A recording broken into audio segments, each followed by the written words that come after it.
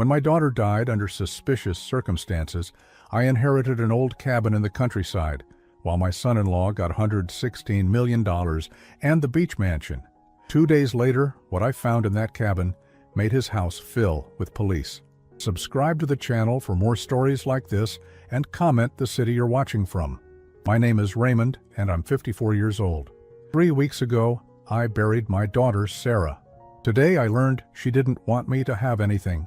The lawyer's office smelled like old leather and disappointment. I sat in an uncomfortable chair, my hands folded in my lap, trying to process what I'd just heard.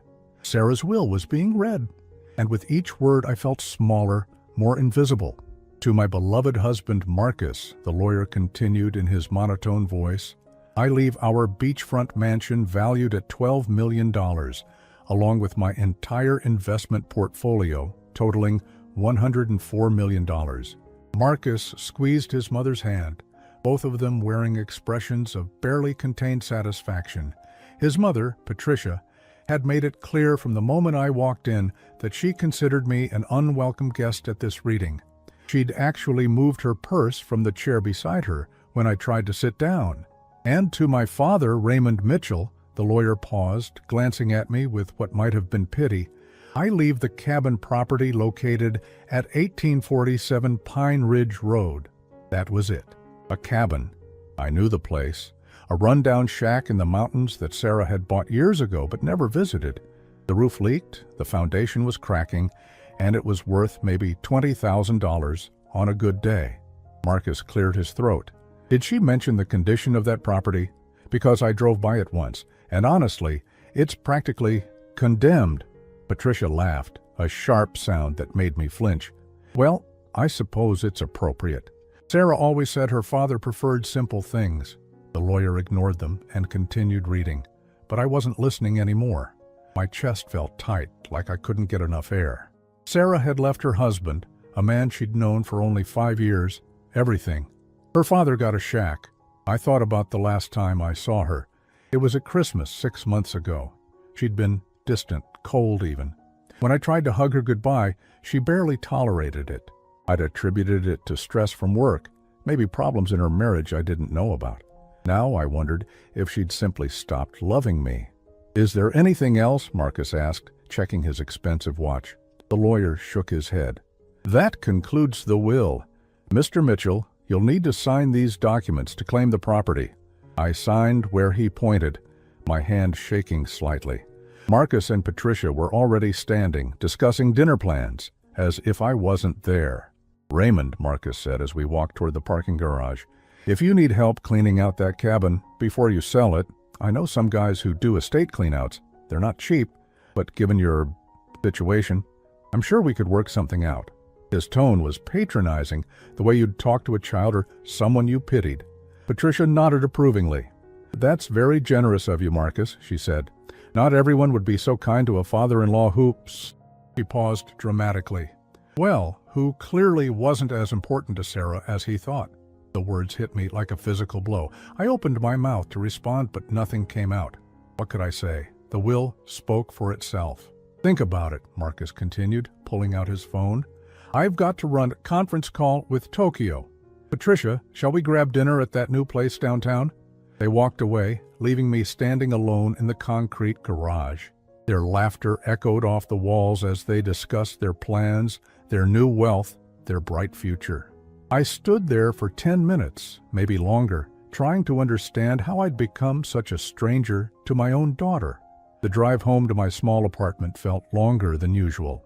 I kept thinking about Sarah as a little girl, how she used to run to the door when I came home from work, how she'd insist I read her 3 stories every night, how she'd cry when I had to travel for business. When had that changed? When had I become someone worth only a broken-down cabin? That night, I sat at my kitchen table with a cup of coffee that had gone cold hours ago.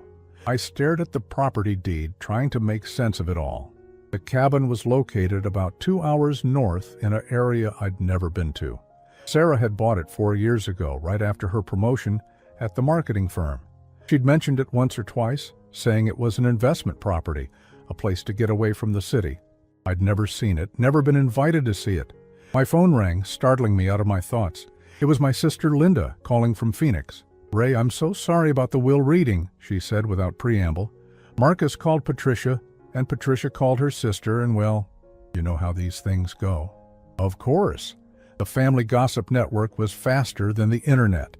"I don't understand it, Lynn," I said, my voice cracking despite my efforts to stay composed.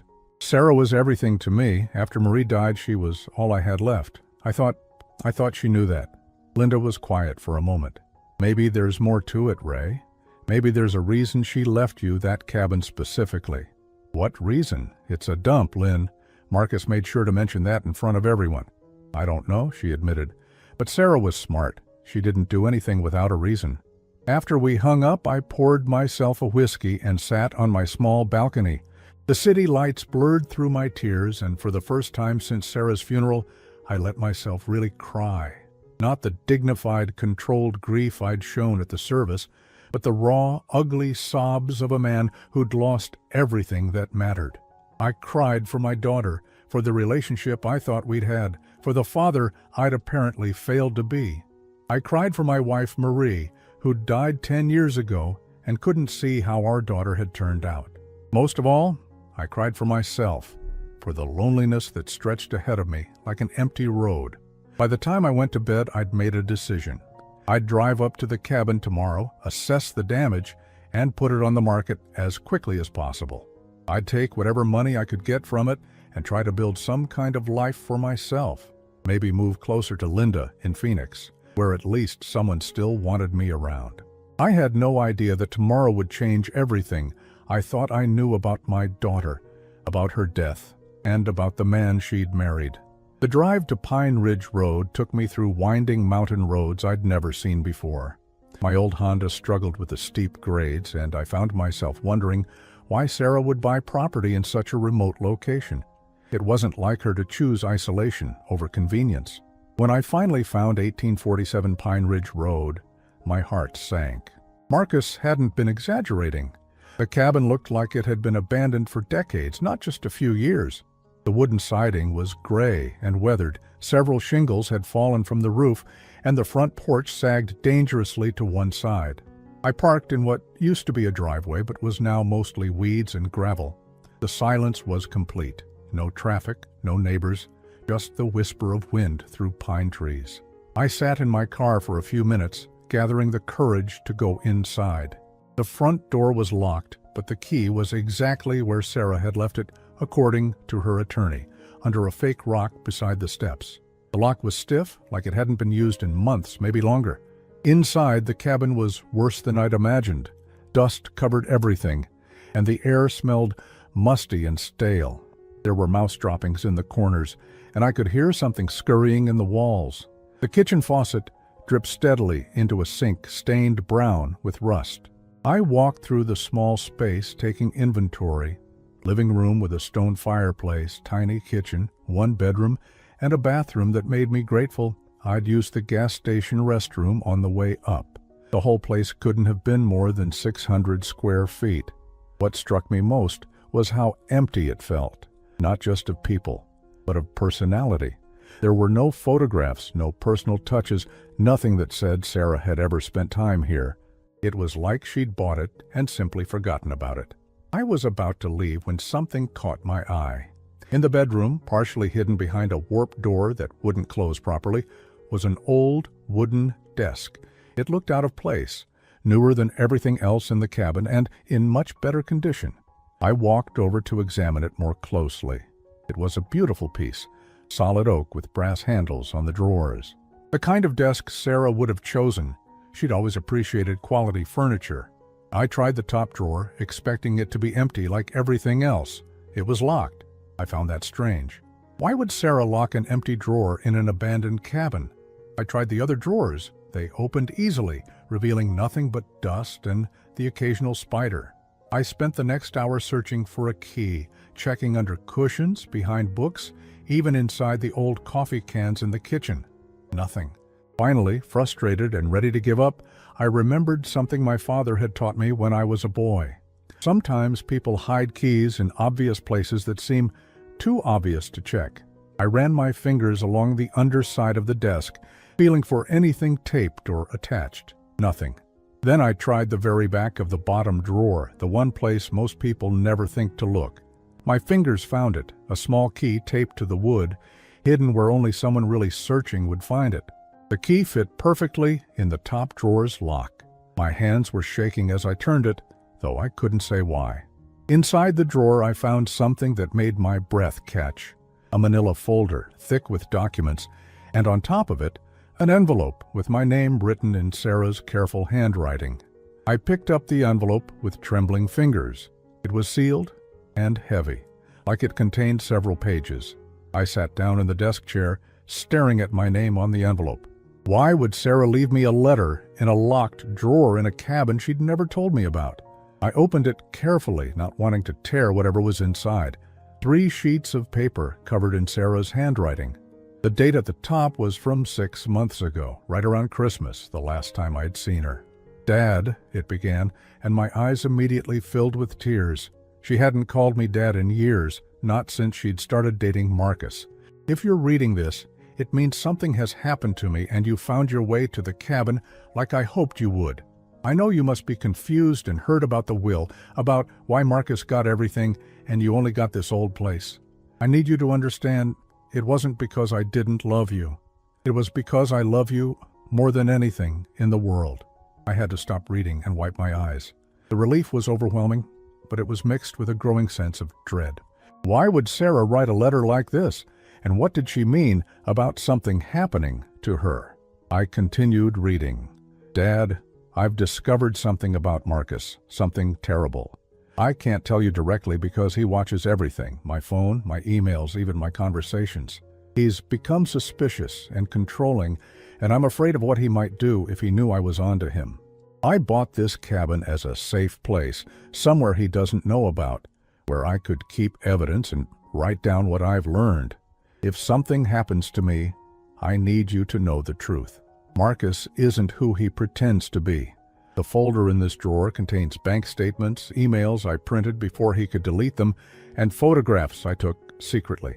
He's been stealing money, Dad, not from me, but from his clients. He works as a financial advisor for wealthy, elderly people, and he's been moving their money into accounts he controls. I found out by accident. I was using his computer when mine crashed, and I saw emails he forgot to delete. At first, I thought it was a mistake, but the more I dug, the more I realized how deep this goes. He's stolen millions of dollars from people who trusted him. My hands were shaking so badly I could barely hold the letter. This couldn't be real. Marcus was successful, respected. He drove expensive cars and wore $1,000 suits. He didn't need to steal, but then I remembered something that had always bothered me. When Sarah first introduced Marcus to me, she'd said he was a financial advisor. But whenever I asked him specific questions about his work, he'd change the subject or give vague answers. I'd assumed he was just being modest or that he couldn't discuss client information. I forced myself to keep reading. The worst part, Dad, is that I think he knows I know. He's been acting strange, asking me questions about what I do on my computer, checking my phone when he thinks I'm not looking. Yesterday he asked me if I'd been going through his office. I lied and said no, but I could tell he didn't believe me. I'm scared, Dad. I'm scared of what he might do to keep this secret. That's why I'm leaving you this cabin. If something happens to me, you need to take this evidence to the police. The people he's stolen from deserve to get their money back. I know this will be hard to believe. I know you'll want to think the best of him because he's family now. But please, Dad, if you're reading this letter, it means I was right to be afraid. I love you so much. I'm sorry I had to push you away these past few months. I was trying to protect you. Marcus can't know that you mean everything to me, or he might see you as a threat too. Please forgive me for the will, for making you think I didn't care. I had to make it look real. But this cabin, Dad, this cabin and what's in it, this is your real inheritance. This is how I'm trying to save the people Marcus has hurt, and maybe save you too. Look in the folder, see what I found. Then decide what you believe. I love you forever, Sarah. I sat there for a long time, staring at the letter, reading it over and over. My daughter had been afraid for her life. She'd died just 2 months after writing this. in what everyone said was a tragic accident, a fall down the stairs at home while Marcus was at work. With shaking hands, I reached for the manila folder. Inside were bank statements, printed emails, and photographs of documents. As I started reading through them, one thing became terrifyingly clear. My daughter had been right to be afraid. And now, looking at the evidence she'd died trying to preserve, I realized that Marcus might have gotten away with the perfect crime. I spread Sarah's documents across the desk, my hand still trembling from reading her letter. The late afternoon sun slanted through the cabin's dirty windows, casting long shadows across what my daughter had died trying to protect. The first bank statement I picked up belonged to someone named Eleanor Whitman. According to the letterhead, she was 83 years old and lived in an assisted living facility. The statement showed a balance of over $2 million in January, but by March, there were massive withdrawals, $50,000 here, $75,000 there, all marked as investment transfers authorized by financial advisor. By June, Eleanor Whitman's account balance was less than $30,000. I found similar statements for 6 other elderly clients. Harold Chen, 91, had seen his retirement savings of $1.8 million reduced to almost nothing. Martha Rodriguez, 74, lost everything except her Social Security. The pattern was always the same: large withdrawals marked as investments authorized by their trusted financial advisor, Marcus. My stomach churned as I realized what I was looking at. These weren't just numbers on paper. These were real people, elderly people who had worked their entire lives to save this money, people who trusted Marcus to help them, to protect their life savings. Instead, he had systematically robbed them. I picked up a printed email dated 3 months before Sarah's death. It was from Marcus to someone named David Kellerman, and the subject line read, "Cayman Islands transfer urgent. David, need the Whitman and Chen transfers completed by Friday. Total should be $890K. Use the same shell company structure as last time. Eleanor is asking questions about her statements, and I think Harold's son might be getting suspicious. We need to move faster." There was a response email. "Marcus, this is getting risky. Maybe we should slow down, let things cool off." Marcus's reply was chilling. "Absolutely not. I've got things under control on this end. Sarah doesn't suspect anything, and these old people are too confused to cause real problems. Just do your job." I had to put the email down and walk away for a moment. The casual way he dismissed these old people made me sick, but worse was his mention of Sarah. Sarah doesn't suspect anything. This email was dated just weeks before she wrote the letter I'd found. She had suspected, she had known, and somehow Marcus had found out. I forced myself to continue reading through the evidence. Sarah had been thorough, methodical. She'd printed emails, photographed documents when Marcus wasn't home, even recorded phone conversations on her cell phone. One photograph showed a handwritten note in Marcus's writing: EW, heart condition, no family nearby. HC, early dementia, son in Seattle. MR, diabetes, daughter checks account monthly. Be careful. He had profiled his victims, identified their weaknesses, their vulnerabilities. Eleanor Whitman, with no family nearby. Harold Chen with dementia. He had chosen people who would be least likely to catch on to his theft, least likely to fight back. I found another folder hidden beneath the first one, this one containing Sarah's own handwritten notes. Her writing was urgent, sometimes barely legible, like she'd been racing to get her thoughts down on paper. March 15th. Found transfer authorizations in Marcus's home office. Clients' signatures don't match their signature cards. I think he's forging them. March the 22nd. Called First National, pretending to be Eleanor Whitman's niece. They said she'd been asking about her missing money, but Marcus told them she was getting confused in her old age, and they shouldn't worry her with details. April 3rd. Marcus asked me again about what I do when he's not home. He's getting suspicious. I need to be more careful. April 18th. Found cocaine in his car. That explains the mood swings, the paranoia. How did I not see this before? April 25th. He knows. I'm sure he knows I've been in his office. This morning he asked me if I'd moved anything on his desk. I said no, But he kept staring at me like he didn't believe me. I'm scared. The final entry was dated just 1 week before her death. May 1st, Marcus came home early yesterday and found me in his office. I told him I was looking for a pen, but he went crazy, screaming about privacy and trust. He grabbed my arm so hard it left bruises. Then, later he apologized, said he was stressed about work, but I saw something in his eyes, something cold. I think he's going to kill me. I dropped the notebook, my heart pounding. Sarah had known. In her final week, she had known that Marcus was planning to hurt her. The thought of my daughter living in fear, trapped in her own home with a man who was planning her murder, was almost unbearable. I picked up the last item in the folder, a small digital recorder, the kind journalists used. My hands were shaking as I pressed play. Marcus's voice filled the cabin so clear it was like he was standing right beside me. "Told you, David, we can't slow down now. I've got the Rodriguez woman's power of attorney, and the Chen family thinks their father is just confused. We can clean out both accounts before anyone gets suspicious." There was another voice, presumably David. "What about Sarah? You said she was asking questions." "Sarah won't be a problem much longer." Marcus's voice was cold, matter-of-fact. "I've been putting small amounts of antifreeze in her coffee, just enough to make her sick, make it look like she's developing some kind of neurological condition. In a few weeks, she'll have an accident. Maybe she'll fall down the stairs. These things happen." My blood turned to ice. Antifreeze. He had been slowly poisoning my daughter, planning to kill her and make it look like an accident. The recording continued. "Once Sarah's gone, I'll be the grieving widower with access to her trust fund. Plus, her father's out of the picture.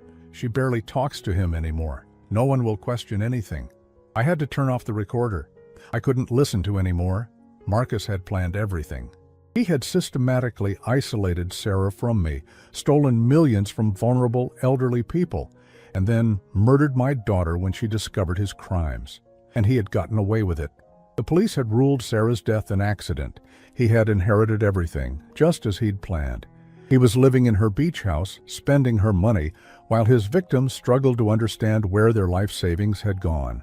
I sat in the growing darkness of the cabin, surrounded by evidence of my daughter's murder and her killer's other crimes. Sarah had been right to be afraid. She had been right about everything, but she had also been smart. She had gathered proof, documented everything, left it where only I would find it. Even in death, she was trying to protect the people Marcus had hurt. I looked at my phone. No signal this deep in the mountains. I would have to drive back to town to call the police. But first, I needed to make sure I had everything, that I understood the full scope of what Marcus had done. I found one more item tucked into the back of the folder, a USB drive with a sticky note attached. "Dad, if you're reading this, upload this to the cloud immediately. Don't let Marcus destroy this evidence like he destroyed me." I had brought my laptop, hoping to get some work done during what I thought would be a quick trip to assess the cabin. Now I realized Sarah had counted on that, had known her father well enough to predict I'd bring it. The USB drive contained dozens of additional files. More emails, more bank records, audio recordings of Marcus talking to David about their business. But the most damning evidence was a video file dated the day before Sarah's death. In it, Marcus was on the phone in his office, not knowing Sarah was recording him through a crack in the door. "Tomorrow morning," he was saying, "she always has coffee before work. I'll put enough in this time to make sure she gets dizzy. When she falls down those stairs, it needs to look convincing. The insurance investigators can't find anything suspicious." The video ended with Sarah's whispered voice. "I love you, Dad. Please make sure everyone knows what he really is." I closed the laptop and sat in the complete darkness of the cabin. Outside, an owl hooted in the distance. Inside, I made a promise to my daughter. Marcus thought he had won. He thought he had destroyed all the evidence and silenced the only person who knew the truth. But he was wrong. Sarah had outsmarted him one final time, and now I held proof of everything he had done. Tomorrow, Marcus's world was going to come crashing down. I didn't sleep that night. I drove back to town and checked into a motel, but every time I closed my eyes, I heard Marcus's voice on that recording, casually discussing how he planned to murder my daughter. By dawn, I had uploaded everything to 3 different cloud storage accounts and made copies of the physical evidence. At 8 a.m., I called Detective Lisa Morrison at the County Sheriff's Department. She had been the lead investigator on Sarah's case, the one who had ruled her death an accident. "Mr. Mitchell," she said when she recognized my voice, "I'm sorry to hear from you under these circumstances. How are you holding up?" "Detective Morrison, I need to see you immediately. I have new evidence about Sarah's death." There was a pause. "Mr. Mitchell, I understand how difficult it is to accept what happened to your daughter, but we conducted a thorough investigation. There was no evidence of foul play." "There is now," I said. "I found documents, recordings, proof that Marcus killed her. He was investigating him for financial crimes, and he murdered her to keep her quiet." Another longer pause. That's a very serious accusation." "You're certain about this? Come to the cabin at 1847 Pine Ridge Road. Bring other officers. Bring everything you need to arrest Marcus Hartwell for murder and grand theft. I'll wait for you there." 2 hours later, Detective Morrison arrived with 3 other officers and a crime scene technician. I had laid out all of Sarah's evidence on the desk, organized chronologically so they could see the progression of events. Detective Morrison picked up the first bank statement, her expression growing darker as she read. "Jesus," she whispered. "These are real?" "Everything's real," I said. "Sarah spent months documenting his crimes. She knew he was going to kill her, and she prepared for it." Officer Martinez, a younger man with kind eyes, was listening to the audio recordings on headphones. When he got to the part where Marcus discussed poisoning Sarah, his face went pale. "Detective," he said, pulling off the headphone, "you need to hear this." They spent the next 3 hours reviewing everything: the video of Marcus planning Sarah's murder, the evidence of him stealing millions from elderly clients, Sarah's journal documenting her growing fear, and the signs that Marcus knew she was onto him. "We'll need to have the audio and video files analyzed by our tech team," Detective Morrison said finally. "But if these are authentic, we have enough to arrest him on multiple charges: murder, grand theft, elder abuse, fraud." "They're authentic," I said. "Sarah risked her life to gather this evidence." Detective Morrison nodded grimly.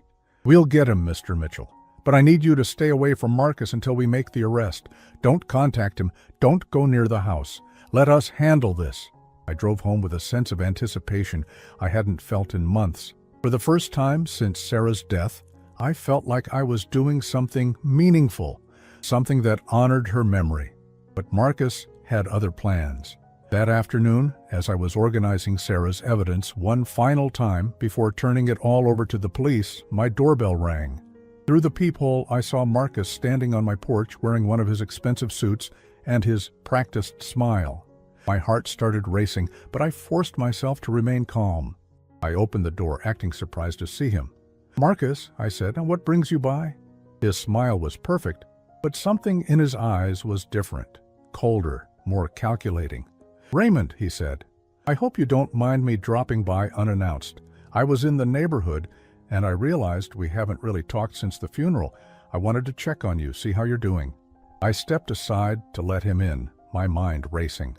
Why was he here? Had he somehow learned about my discovery at the cabin? "That's thoughtful of you," I said, closing the door behind him. "Can I get you something to drink? Coffee would be great." He was looking around my small apartment, taking in the modest furniture, the single bedroom visible through the open door. "You know, Raymond, I've been thinking. Sarah always worried about you living alone in this place. Maybe it's time to consider something with more assistance, more support." I kept my expression neutral as I poured coffee into 2 mugs. "I'm doing fine, Marcus. I've lived here for 15 years. "I'm sure you have." He accepted the coffee and sat down on my couch, making himself at home. "But things change. People get older. They need help they didn't need before. Sarah used to mention that she worried about your finances, your health." That was a lie. Sarah had never expressed such concerns to him because she barely spoke to me in the final years of her life. But I played along. Did she really? "Oh yes," Marcus continued smoothly. "In fact, she asked me to keep an eye on you after she was gone. She knew you'd be too proud to ask for help directly." I sipped my coffee, studying his face. He was leading up to something, but I couldn't figure out what. "You know," he said, setting down his mug, "I've been thinking about that cabin Sarah left you. Have you had a chance to look at it yet?" My blood ran cold, but I kept my voice steady. "I drove up there yesterday. You were right. It's in terrible shape. I figured as much. It's really not worth much as property, but the land might have some value. I'd be happy to help you get it appraised, maybe find a buyer. Consider it a favor to Sarah's memory." Now I understood. He was here to gauge what I knew, to see if I had found anything at the cabin. The casual offer to help sell it was his way of ensuring he could control what happened to the property. "That's generous of you," I said, "but I think I can handle it myself." Something flickered in his eyes. "Of course you can, but there's no reason to go it alone. We're family, Raymond. Sarah would want us to look out for each other." Family. The word felt obscene coming from his mouth. This man had murdered my daughter, stolen from helpless elderly people, and was now sitting in my living room pretending to care about my welfare. "You know what I find interesting, Marcus," I said carefully. "Sarah never mentioned buying that cabin. In fact, she never mentioned doing anything up in those mountains." "Sarah was private about some things," he replied, but his smile was tighter now. "She liked having her own space, her own projects. I respected that about her." It's strange, though. The cabin was completely empty. No furniture, no personal items, nothing to suggest she ever spent time there. Marcus's hands tightened slightly around his coffee mug. Maybe she saw it as an investment. "You know how Sarah was with money, always thinking ahead." I nodded thoughtfully. "Yes, she was smart with money, very careful about keeping records, documenting things." The temperature in the room seemed to drop. Marcus's smile was still in place, but his eyes had gone completely cold. "What exactly are you getting at, Raymond?" I met his gaze directly. "Nothing specific, just making conversation about my daughter." We sat in silence for a moment, each of us measuring the other. I could see Marcus trying to decide how much I knew, how much of a threat I represented. I could also see the exact moment he made his decision. "You know, Raymond," he said, standing up suddenly, "I just remembered I have a conference call in 20 minutes. I should probably head home." "Of course," I said, walking him to the door. "Thanks for stopping by." He paused at the threshold, turning back to face me. "Raymond, I hope you know that if you ever need anything, financial help, someone to talk to about Sarah, anything at all, you can call me. I meant what I said about us being family." "I appreciate that, Marcus." He started to leave, then stopped again. "Oh, and about that cabin. If you do decide you want help dealing with it, don't wait too long. Properties like that can deteriorate quickly if they're not maintained. Sometimes it's better to cut your losses early." The threat was subtle, but unmistakable. He was telling me to sell the cabin quickly before I found anything I shouldn't find. Too late for that. After he left, I immediately called Detective Morrison. "He was here," I told her. "Marcus just left my apartment. He was fishing for information about the cabin, trying to get me to let him handle the sale." "What did you tell him?" "Nothing. But he knows something's wrong. He's suspicious." "We're moving up the timeline," Detective Morrison said. "We'll have the arrest warrant by tomorrow morning. Can you stay somewhere else tonight? Maybe with friends or family?" I thought about it. "I'll be fine here. But Detective, there's something else." When Marcus was leaving, he made a comment about properties deteriorating quickly if they're not maintained.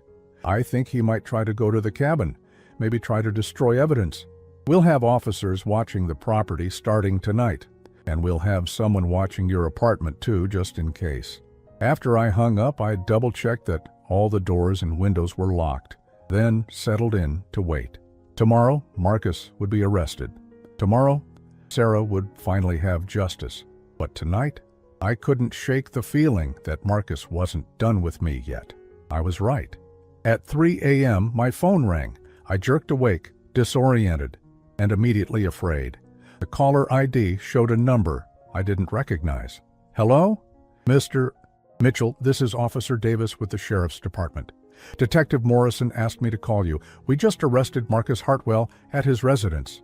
I sat up in bed, suddenly wide awake. "You got him?" "Yes, sir. We executed the search warrant at 2:30 a.m. We found additional evidence in his home office, more bank records, a laptop with deleted files we were able to recover, and something else you need to know about." My heart was pounding. "What?" "We found antifreeze in his kitchen cabinet and a small dropper bottle hidden in his bedroom. The lab will need to test it, but it appears to match what your daughter described in her recordings." The relief was overwhelming. They had him. They had proof that Marcus had murdered Sarah exactly the way she had predicted he would. "There's more," Officer Davis continued. "When we arrested him, he was packing a suitcase. Looks like he was planning to leave town. We also found over $200,000 in cash hidden in his closet. Stolen money? Most likely. We'll be tracing it back to his victims. Detective Morrison wants to see you this morning if you're available. There are some things she wants to show you." I was at the sheriff's department by 8 a.m. Detective Morrison met me in the lobby, looking tired but satisfied. "We got him, Mr. Mitchell," she said, leading me to her office. "Marcus is being held without bail on charges of first-degree murder, elder abuse, grand theft, and fraud. The DA says it's one of the strongest cases she's seen." She showed me into a conference room where Marcus's laptop was open on the table. Our tech team recovered deleted files from his computer, including this one. She clicked on a video file. The screen showed Marcus in what looked like his home office talking to someone on the phone. The date stamp showed it was recorded just 2 days after Sarah's funeral. "The insurance investigator bought it completely," Marcus was saying, leaning back in his chair with a satisfied smile. "Tragic accident, grieving husband, no suspicious circumstances. I'll have the life insurance payout within the month." The voice on the other end was David Kellerman. "What about her father? Any problems there?" Marcus laughed, actually laughed. "Raymond? He's completely clueless. Sarah barely spoke to him the last few years. I made sure of that. Convinced her he was becoming senile, that he was jealous of our success. By the end, she thought he resented her happiness. I gripped the edge of the table, my knuckles white. He had deliberately turned Sarah against me, poisoned her mind with lies about my feelings toward her. The beautiful thing," Marcus continued, "is that he got exactly what he deserved in the will. A worthless cabin in the middle of nowhere. Sarah thought she was protecting him by keeping him away from our finances, but really she was just making sure he couldn't interfere with my plans." David's voice sounded nervous. "You don't think he'll cause problems?" "What's he going to do? He's a sad old man living alone in a tiny apartment. No money, no influence, no one who listens to him. Even if he suspected something, who would believe him?" The video continued for several more minutes, with Marcus detailing his plans to liquidate more of his victims' accounts and transfer the money offshore. He talked about Sarah like she had been an obstacle he'd successfully removed, nothing more. Detective Morrison turned off the video. "I wanted you to see this because it proves something important. Sarah never stopped loving you, Mr. Mitchell. Marcus manipulated her, lied to her about your feelings. She didn't choose to cut you out. She was tricked into it. I had to take a moment to compose myself. All those months of wondering what I had done wrong, why Sarah had grown so distant, why she seemed to resent me. It hadn't been real. Marcus had orchestrated it all."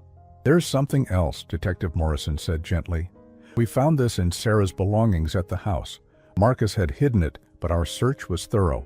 She handed me a small leather journal I'd never seen before. This is Sarah's real diary, the one she kept at home. It tells a different story than the one Marcus wanted us to see." I opened it to a random page, dated about a year before Sarah's death. "I'm so confused about Dad. Marcus keeps telling me things, that Dad said he thought I was making a mistake marrying Marcus, that he's been asking people about our finances, that he seems jealous of our success. But none of it sounds like Dad. When I try to talk to Marcus about it, he just says he's trying to protect me from being hurt. I love Dad so much. I miss the relationship we used to have. But Marcus says that's just nostalgia, that people change as they get older, that Dad is probably developing some kind of dementia that makes him paranoid and resentful. I don't know what to believe anymore." Another entry from 6 months later. "Something's wrong. Marcus showed me an email he says Dad sent, asking for money and saying terrible things about Marcus. But the writing doesn't sound like Dad at all. When I called to confront him about it, Dad seemed genuinely confused. He said he never sent any email like that. Marcus says that's typical, that people with early dementia often don't remember things they've said or done. But I'm starting to wonder if Marcus is lying to me about Dad." The final entry I read was dated just 2 weeks before her death. "I know now that Marcus has been lying about Dad this whole time. I found the fake email account he created to send those messages pretending to be from Dad. He's been manipulating me, turning me against the person I love most in the world. I tried to call Dad tonight to apologize, to explain, but Marcus came home and caught me. He flew into a rage, accused me of betraying him, of choosing my pathetic father over my husband. The way he said it, the look in his eyes, I've never been so scared in my life. I know now that everything Marcus has told me about Dad was a lie. Dad never resented me, never said anything bad about Marcus, never asked for money. Marcus created all of it to isolate me, to make sure I had no one to turn to when I discovered what he really is. I'm going to make this right. I'm going to tell Dad everything, apologize for believing Marcus's lies, and ask for his help. But first, I need to gather proof of what Marcus has been doing. I need to protect Dad from him. I closed the journal, tears streaming down my face. Sarah had figured it out. In her final weeks, she had realized that Marcus had been manipulating her, turning her against me with fabricated evidence and lies about my mental state. She had been planning to reconcile with me, to ask for my help in exposing Marcus. That's why he had killed her so quickly once he realized she was onto him. Mr. Mitchell, Detective Morrison said softly, your daughter never stopped loving you. She was a victim, too, manipulated by a sociopath who saw her as nothing more than a means to an end. I wiped my eyes, thinking about all the time Sarah and I had lost because of Marcus's lies. All the conversations we'd never had, the relationship that had been stolen from us. What happens now? I asked. Marcus will go to trial. With the evidence we have, the recordings, the financial documents, the video confessions, and the physical evidence of the antifreeze, it's almost certain he'll be convicted. The DA is pushing for life without parole. What about his victims, the elderly people he stole from? We're working with the FBI to trace the stolen money and return it to the families. Some of it may be recoverable, though not all. Marcus spent a lot of it on luxury items and transferred significant amounts offshore. I thought about Eleanor Whitman, Harold Chen, Martha Rodriguez, and the others. Even if they got some money back, they would never recover from the betrayal of trust, the violation of having someone they relied on destroy their financial security. But at least they would have justice. At least Marcus would pay for what he had done to them and to Sarah. There's one more thing, Detective Morrison said, pulling out a sealed envelope. We found this in Sarah's desk at the house. It's addressed to you, dated the day before she died. My hands shook as I opened it. Inside was a single sheet of paper with Sarah's handwriting. Dad, I know I've been a terrible daughter these past few years. I know I've hurt you and pushed you away, and I'm so sorry. Marcus lied to me about you, made me believe things that weren't true, and I was foolish enough to believe him. I love you more than anything in this world. You raised me to be strong, to fight for what's right, and that's what I'm going to do.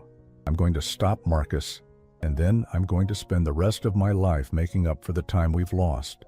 If something happens to me before I can make this right, please know that every day I pushed you away, my heart was breaking. Please know that you were the best father any daughter could ask for, and that none of this was your fault. I love you forever, Sarah.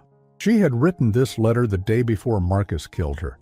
She had been planning to mail it to start the process of rebuilding our relationship. Instead, she had died believing I might never know how she really felt about me. But now I knew. Sarah had loved me. She had been manipulated and lied to, but she had never stopped loving me. And in the end, she had died, trying to protect me and Marcus's other victims. That was something Marcus could never take away from me. 6 months later, I stood in the same courtroom where Marcus was sentenced to life in prison without the possibility of parole. He had aged dramatically since his arrest, his expensive suits replaced with orange prison garb, his confident smile gone forever. When the judge read the verdict, he didn't even look at me. He stared straight ahead, finally understanding that his manipulations and lies had caught up with him. The families of his victims filled the courtroom. Eleanor Whitman, now 84, had recovered about 60% of her stolen money. It wasn't everything, but it was enough for her to remain in her assisted living facility with dignity. Harold Chen's son had flown in from Seattle to see justice served for his father, who had passed away 2 months after Marcus's arrest, never fully understanding what had happened to his life savings. As we left the courthouse, Eleanor approached me with tears in her eyes. "Mr. Mitchell," she said, taking my hands in her trembling ones, "your daughter saved us. If she hadn't been so brave, if she hadn't gathered that evidence, he would still be out there hurting people."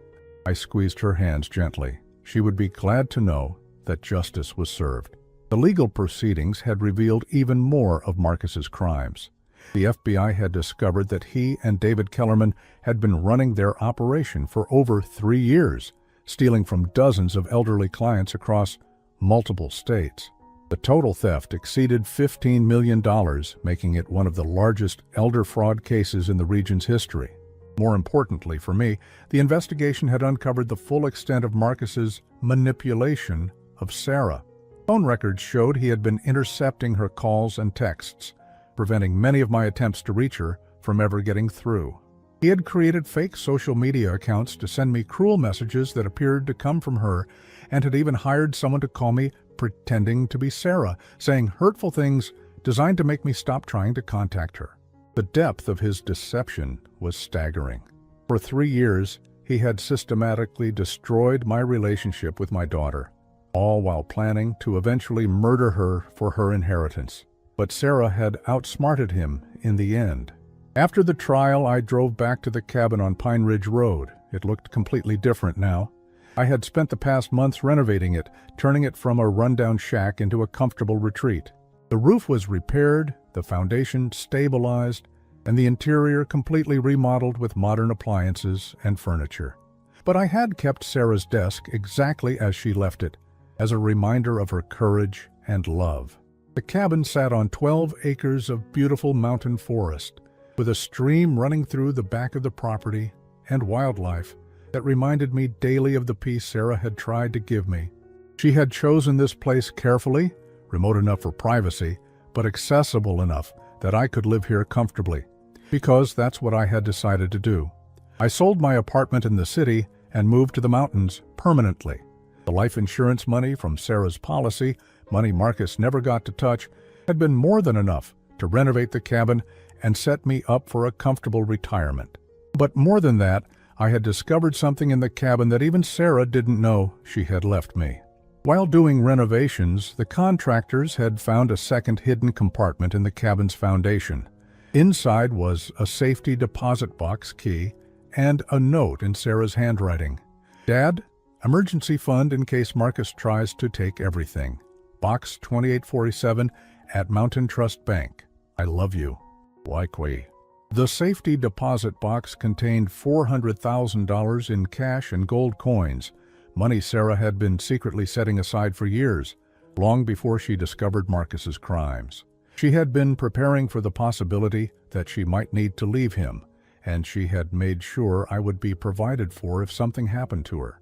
Even when she thought I had rejected her, even when Marcus was filling her head with lies about my feelings toward her, she had been protecting me. She had been planning for my future, making sure I would be secure no matter what happened. That was the kind of daughter she had always been, and Marcus's manipulation had never truly changed that. I stood on the cabin's new deck, looking out over the forest as the sun set behind the mountains. In my hand was a letter I received that morning, a note from Patricia, Marcus's mother, asking to visit me. She had written, "Mr. Mitchell, I know I have no right to ask this after how I treated you, but I wonder if we could meet. I need to apologize for the terrible things I said and did. I need you to know that I was fooled by Marcus, just like Sarah was. I thought he was a good man who loved my son, but I see now that he was using all of us." I had written back agreeing to meet her next week, not because I needed her apology, but because I understood what it was like to be manipulated by Marcus. She had lost her son to prison, just as I had lost my daughter to murder. We were both victims of his lies. The evening air was cool and clean, filled with the sounds of birds settling in for the night. I went inside and sat at Sarah's desk, pulling out a photo I had found among her hidden belongings, a picture of the two of us from her college graduation, both of us smiling, her arm around my shoulders. I had thought that day that we had so many years ahead of us, so many moments to share. Marcus had stolen those years from us, but he hadn't been able to steal the love we had shared, or the love Sarah had tried to protect, even when she was dying. On the desk was a leather journal I had started keeping, my own record of thoughts and memories about Sarah, stories I wanted to remember about her childhood, about the woman she had become despite Marcus's influence. I opened to a fresh page and wrote, "Sarah was brave. That's what I want people to remember about her. She could have stayed silent when she discovered what Marcus was doing. She could have protected herself by pretending not to know. Instead, she chose to gather evidence, to document his crimes, to make sure that even if he killed her, he wouldn't get away with destroying other people's lives. She died protecting people she had never met, elderly strangers who trusted the wrong person with their life savings. She died protecting me, making sure I would have the truth even if I couldn't have her. Marcus thought he had won when he isolated her from me, when he convinced her I didn't love her. But he was wrong. Love doesn't die because of lies and manipulation. It endures, and it finds a way to survive even the worst circumstances. Sarah's love for me and mine for her survived everything Marcus did to try to destroy it. And now, living in the place she chose for me, surrounded by the evidence of how much she cared, I understand that love truly is stronger than death. I closed the journal and walked to the window. The first stars were appearing in the clear mountain sky, and somewhere in the forest, an owl called to its mate. For the first time since Sarah's death, I felt truly at peace. Marcus was in prison where he belonged. His victims had received justice and as much restitution as possible. The truth about Sarah's love for me had been revealed, washing away months of grief and self-doubt. Most importantly, I was living the life Sarah had wanted for me.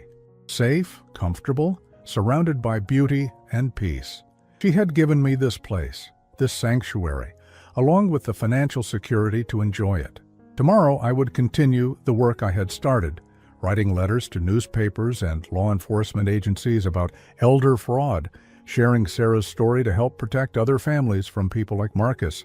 I had contacted a documentary filmmaker who wanted to tell Sarah's story, to honor her courage and help educate people about the warning signs of financial abuse.